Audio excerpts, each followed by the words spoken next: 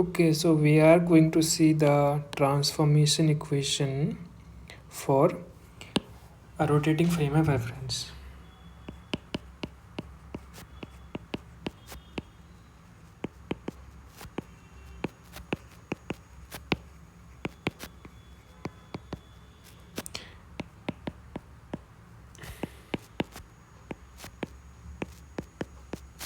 Okay,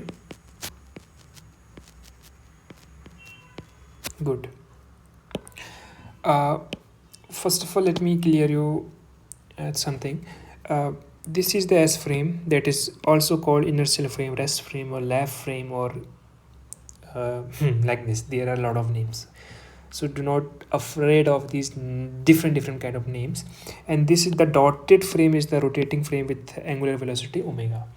Right, these two things are clear, and there is a particle P having the coordinate in x and s and s frame. We want to see that how the world will look like from two different kind of frames. The velocity of this particle, how it will look for the observer standing on lab, or the observer standing on the rotating frame. The lab frame I am calling to the s frame, the rotating frame I am calling to the s prime frame. So we want to see how the velocity, how the acceleration are going to be looked like for these two frame of reference, right? So we use a master equation. So we use equation d upon the rate of change of any vector x with respect to s frame, that is the lab frame, is equal to rate of change of that vector with respect to s prime frame, that is rotating frame, plus omega cross that vector itself. Okay, this cross is like okay, what is the omega? Omega is the angular velocity of the rotating frame, with how fast the rotating frame is rotating with respect to me, with respect to the lab. There is a lab and there is a rotating frame. वो rotating frame कितनी तेजी से rotate कर रहा है वो omega है, that is the omega. Okay, do not confuse with the terminologies. So ये जो मास्टर इक्वेशन है we will use it again and again. Okay, तो ये जो यहाँ पे नीचे से सबस्क्रिप्ट में एस लिखा है, इसका मतलब है एस फ्रेम में, एस प्राइम का मतलब है एस प्राइम फ्रेम में. ठीक है. So first of all we will assume this x vector, we will take, not assume, we will take x vector to be the r vector, the position vector of this frame of this particle, right? Because this is also a vector. So let's use equation number 1. Use equation 1, that is d upon dt, x की जगह पे हम लिखेंगे r with respect to s, equal to d upon dt, x की जगह पे हम लिखेंगे r with respect to s prime, plus omega cross r. ठीक है. Now we know what do you mean by dr upon dt. It is nothing but velocity. But velocity और s का मतलब है with respect to s, in the s frame, in the lab frame, in the rest frame, in the inertial frame. इतने नाम हैं इनके. Equal to dr upon dt v in the s prime frame, in the rotating frame, plus omega cross r. ये हमारी पहली equation आ गई. This equation is nothing but the transformation equation for the velocity of the particle. Okay, transformation equation of the velocity of the particle मतलब this is the velocity of particle in lab frame और S frame. और this is the part, and this is the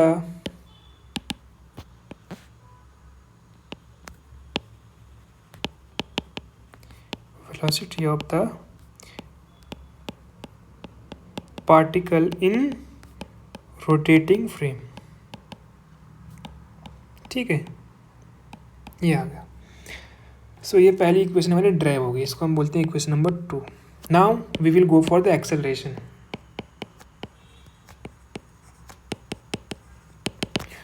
Again, using the master equation, use equation number 1. Master equation मैं खुद बोल रहा हूँ उसको, उसका कोई नाम है नहीं ऐसे. Use equation number 1 and put that x vector equal to velocity vector itself. ठीक है, velocity vector itself. This v s put करते हैं हम वहाँ पर, ठीक है। तो क्या निकल के आएगा, d upon d t of v s with respect to s equal to d upon d t d upon d t of v s with respect to s prime equal to omega cross v s, ये आया। और equation number one से two से equation number two से v s की value रख दो R H S में। यहाँ पे क्या आएगा, v s prime plus omega cross r plus omega cross, यहाँ पे भी वी एस की वैल्यू रखोगे तो क्या आएगा, v s prime plus omega cross r, ठीक है, clear, okay. And what is this, d v s upon d t क्या आएगा एल एच एस पे, ये आएगा acceleration of the particle in the S frame, क्योंकि हमने डिफ्रेंशिएशन भी एस फ्रेम में किया है। ये जो बाहर का एस है ना, ये एस दिखा रहा है कि डिफ्रेंशिएशन कहाँ किया है तुमने पार्टिकल, और ये वी एस क्या दिखा रहा है, पार्टिकल की वेलोसिटी इन एस फ्रेम, और ये पार्टिकल की वेलोसिटी का differentiation in the S frame, तो ये acceleration in the S frame आ गया है। एस और एस मैच करना चाहिए, ठीक है। और ये बाहर एस प्राइम हमने लिखा नहीं, ये आ गया एस प्राइम बाहर, ठीक है, ओके। नाउ वेक्टर का डिफ्रेंशिएशन कैसे होता है ये देख लें। तो एक बात, ये नया चीज़ होगा तेरे लिए शायद, अगर दो वेक्टर है मेरे पास, इनका क्रॉस प्रोडक्ट है, इनका डिफ्रेंशिएशन ऐसे होता है, पहले वेक्टर का डिफ्रेंशिएशन दूसरे को कांस्टेंट रखो, प्लस पहले को कांस्टेंट रखो और दूसरे का डिफ्रेंशिएशन ऐसे होता है।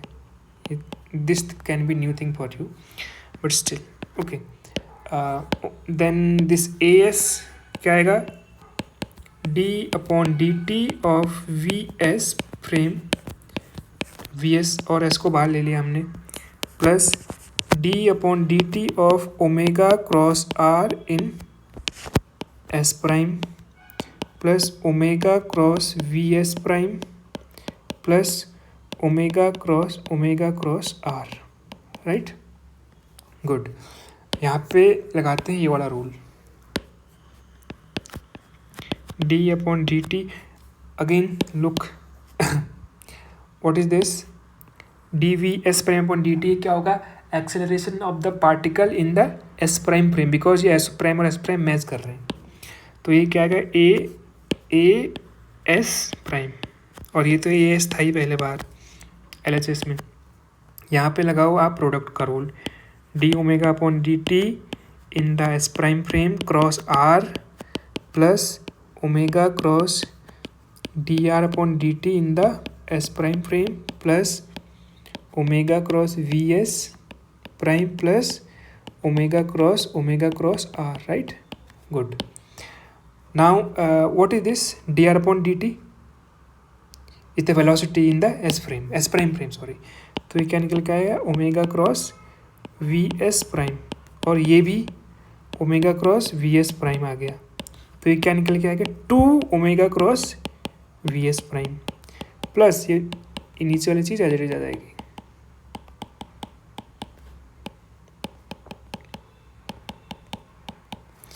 और ये सारी चीज़ें एज इट इज़, इनमें कोई चेंज नहीं आने वाला, तो ये आई, गुड। नाउ हम एक स्पेशल केस लेते हैं, स्पेशल केस क्या लेते हैं, if the angular velocity of the particle, sorry, और द मैं मिस्टेक कर गया, देखा, और angular velocity of the frame that is rotating is constant with time, मतलब फिक्स एक नंबर है 10 20 30 रेडियन पर सेकेंड ऐसा कुछ, then d omega upon d t of in the s prime frame is equal to 0 हो जाएगा, right.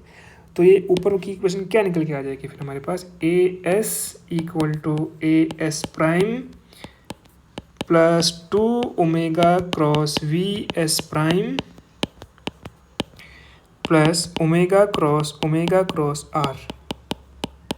This is the final equation. And how to read it, ये पढ़ना आना चाहिए. ये इक्वेशन बोल क्या रही है? ये तो मैथ्स है.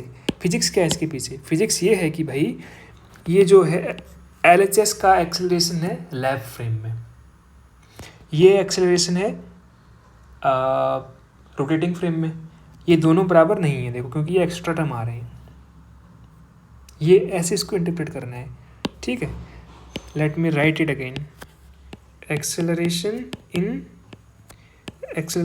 of particle in lab or rest frame, right? और ये जो है ये वाला, ये है acceleration of the particle in rotating frame. Good, ये आया. अब इसको हम बोलते हैं क्वेश्चन नंबर 3. ठीक है, multiply by mass both side. What it will give us? It will give us mass time acceleration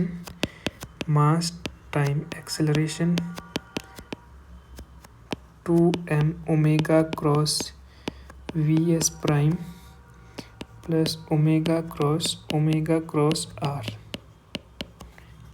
और ये कुछ नहीं है, ये है force in s prime frame, और इसको बोलते हैं फोर्स ऑफ कोरियोलिस, और इसको बोलते हैं force of centrifugal. This is the equation.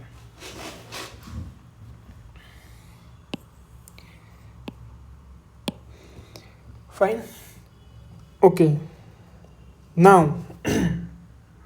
there are few things to note कि इसको कोरियोलिस और इसको सेंट्रीफ्यूगल बोल रहे हैं. कहाँ से आगे कि आगे से क्या मतलब है, और स्यूडो फोर्स क्या है, वो अब इसके पीछे की फिजिक्स क्या है वो फिजिक्स हम समझेंगे. लेकिन जो डेरिवेशन था, ये डेरिवेशन तुम पहले समझो कि कहाँ से आया क्या आया. हमने एक ही इक्वेशन यूज़ करी है, मास्टर इक्वेशन यूज़ करके. इस मास्टर इक्वेशन को अगर तुमने याद कर लिया तो उसके बाद एक बार एक्स की वैल्यू को आर लेना है, एक बार एक्स की वैल्यू को वी लेना है, तो हमको दिख जाएगा कि भाई कैसे वेलोसिटी ट्रांसफॉर्म हो रही है एक फ्रेम से दूसरे फ्रेम में जाने में, कैसे एक्सेलरेशन ट्रांसफॉर्म हो रहा है एक फ्रेम से दूसरे फ्रेम में जाने में.